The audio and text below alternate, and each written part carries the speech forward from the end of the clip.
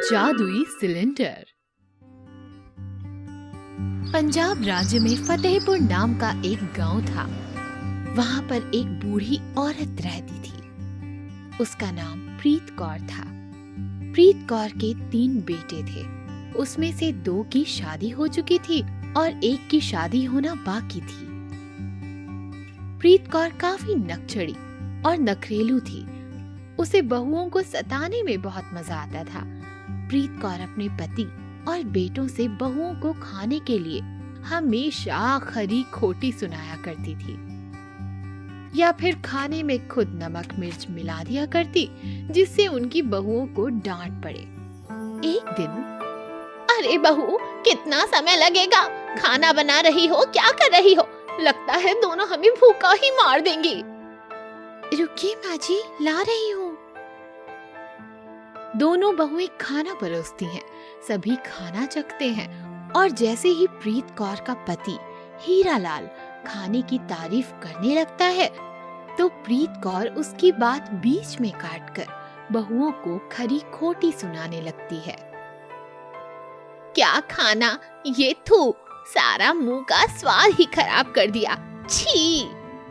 ना जाने माँ ने क्या सिखाया है, हमें मारने के लिए इतना नमक देती हो क्या?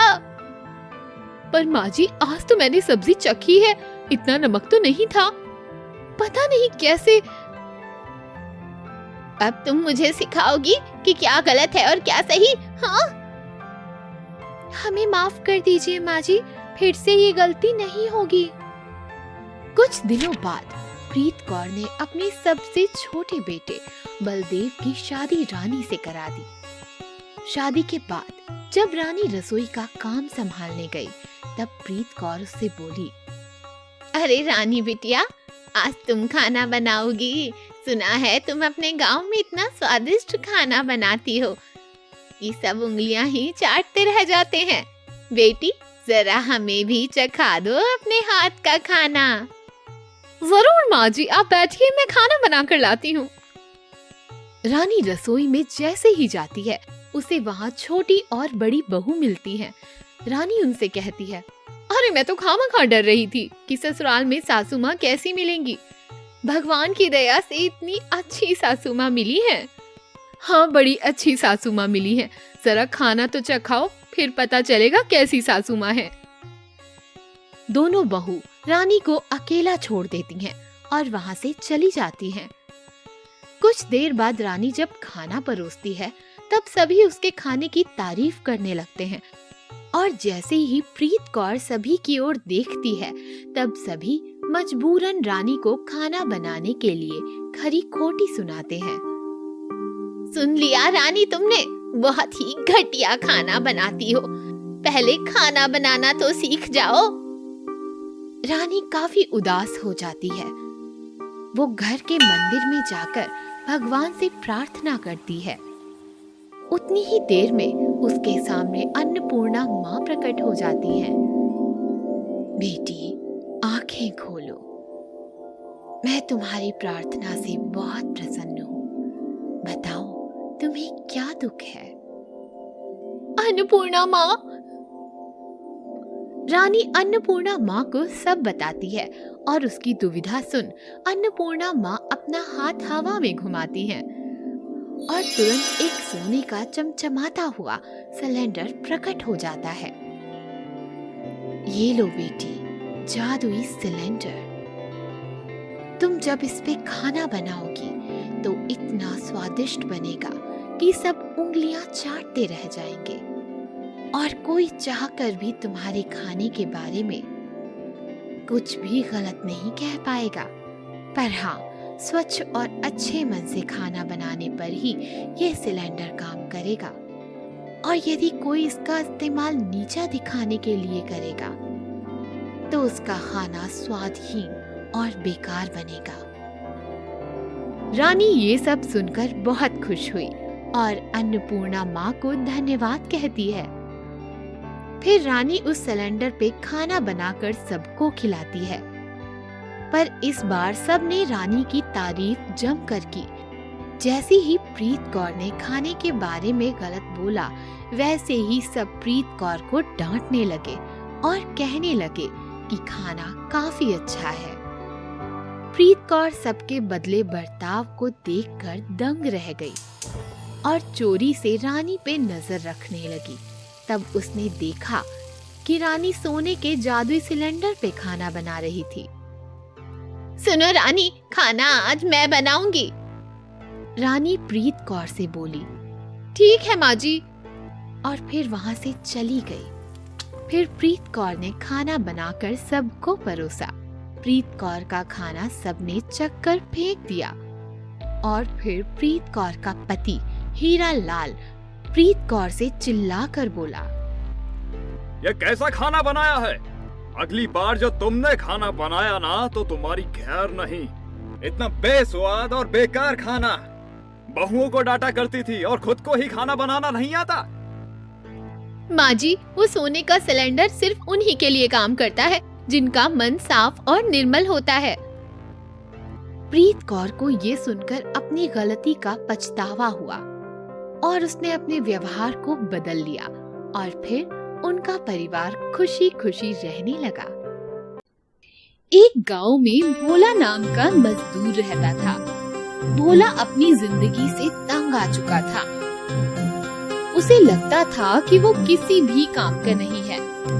एक दिन दुनिया से उदास भोला एक मंदिर में जाकर बैठा और वहाँ भगवान के आगे रोने लगा।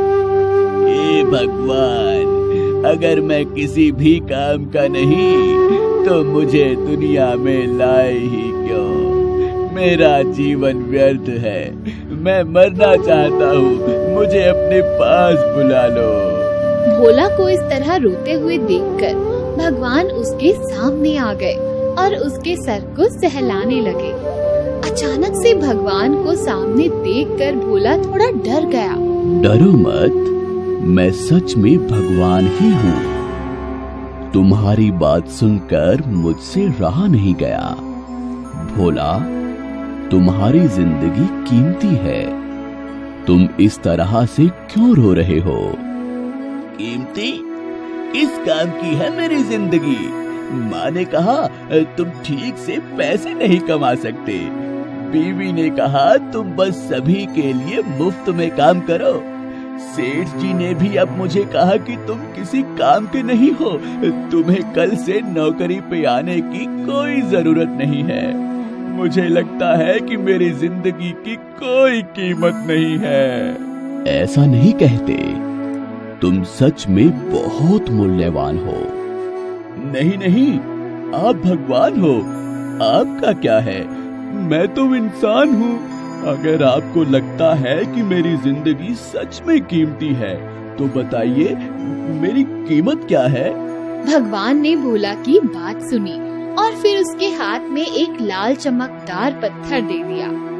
भोला, एक काम करो, ये पत्थर बाजार में लेकर जाओ और तुम्हें इस पत्थर की सही सही कीमत मालूम करनी है। अगर तुम मुझे इस पत्थर की सही कीमत बता दोगे तो मैं तुम्हें तुम्हारी सही कीमत भी बता दूंगा। मगर हाँ, संभल कर, इस पत्थर को बेचना नहीं है, सिर्फ इसकी कीमत पता करना। भोला वो पत्थर लेकर बाजार की ओर निकल पड़ा और बाजार में जाते ही उसे एक फल बेचता हुआ आदमी नजर आया। भाई, मुझे ये पत्थर बेचना है। इसकी तुम मुझे क्या कीमत दे सकते हो? भाई, ऐसे तो ये मेरे किसी काम का नहीं, मगर तुम सुबह सुबह आए हो तो मैं तुम्हें इसके 10 आम दे सकता हूँ, इससे ज्यादा कुछ नहीं। शुक्रिया। ऐसा कहकर भोला और आगे बढ़ गया। अपनी सोच में डूबा हुआ जब भोला रास्ते में चल रहा था तब उसके सामने एक सब्जी का ठेला आ गया। भाई, मुझे ये पत्थर बेचना है। इसकी तुम मुझे क्या कीमत दे सकते हो? ये पत्थर मेरे किसी काम का नहीं है, मगर इसे मैं अपनी पत्नी को दे दूंगा। तुम्हें मैं इसके बदले 1 बोरी आलू दे सकता हूँ, इससे ज्यादा कुछ नहीं। आपका बहुत बहुत शुक्रिया। फल वाले की तरह भोला ने सब्जी वाले को भी पत्थर बेचने से मना कर दिया और आगे बढ़ गया। तब तब उसकी नजर एक सुनार की दुकान पर पड़ी। भोला ने सोचा चलो देखते हैं कि सुनार इस पत्थर की क्या कीमत लगाता है। तो भोला सुनार की दुकान पर गया और उससे कहा कि इस लाल पत्थर का क्या दाम है। लाल पत्थर को अपने हाथ में पकड़कर सुनार के चेहरे के तो हाव भाव ही बदल गए और उसने भोला को आदर के साथ अपनी दुकान में बिठाया। भोला भैया, ये पत्थर तुम मुझे बेच दो, मैं तुम्हें इसके 1 करोड़ दूंगा। 1 करोड़? सुनते ही भोला के तो होश उड़ गए और उसने सुनार के हाथ जोड़कर कहा, शुक्रिया, मगर मैं इसे नहीं बेचना चाहता। रुको रुको भैया, कहाँ जा रहे हो? ऐसा करो 2 करोड़ ले लो और ये पत्थर मुझे दे दो। नहीं नहीं, मैं ये बेच नहीं सकता, ये किसी की अमानत है। मुझे बस इसकी कीमत जाननी थी। क्या मतलब बेचना नहीं है? अगर बेचना नहीं है तो क्यों मेरा वक्त यूं ही बर्बाद कर रहे हो? जाओ यहाँ से। भोला सोच में पड़ गया। सुनार की दुकान से बाहर निकलते ही वो एक आदमी से टकरा गया। तब भोला के हाथ से वो लाल चमकता हुआ पत्थर गिर गया और जैसे ही उस आदमी की नजर उस लाल चमकदार पत्थर पर पड़ी, उसके चेहरे का तो रंग ही उड़ गया। उनका चेहरा देखते ही भोला उनसे पूछता है, मैं इस पत्थर को बेचूंगा तो क्या आप इसे खरीदेंगे? भाई, मैं मनीलाल हूँ, इस शहर का सबसे बड़ा हीरो का व्यापारी। मगर आपके हाथ में जो ये लाल पत्थर है वो इतना कीमती है कि मैं तो क्या, इस देश का कोई भी व्यापारी आपको इसकी सही कीमत नहीं दे सकेगा। बेहतर यही होगा कि आप खुद इसको संभाल कर रखें। भोला ने जब मनीलाल की बात सुनी तो उसे भगवान की बात समझ में आ गई और वो समझ गया कि सही इंसान को ही सही इंसान की पहचान होती है और हमें अपना मूल्य दूसरों से नहीं बल्कि खुद की काबिलियत से करना चाहिए। भोला दौड़कर मंदिर की ओर चल दिया और भगवान के पैरों में गिर पड़ा। भगवान, मैं समझ गया, अब मैं भी एक ऐसा जौहरी बनूंगा जिसे अपनी जिंदगी की सही कीमत का अंदाजा हो। बिल्कुल सही भोला, तुम उन लोगों के लिए अनमोल हो जिन्हें तुम्हारी कीमत का अंदाजा है और तुम्हें ऐसे ही लोगों के साथ रहना चाहिए।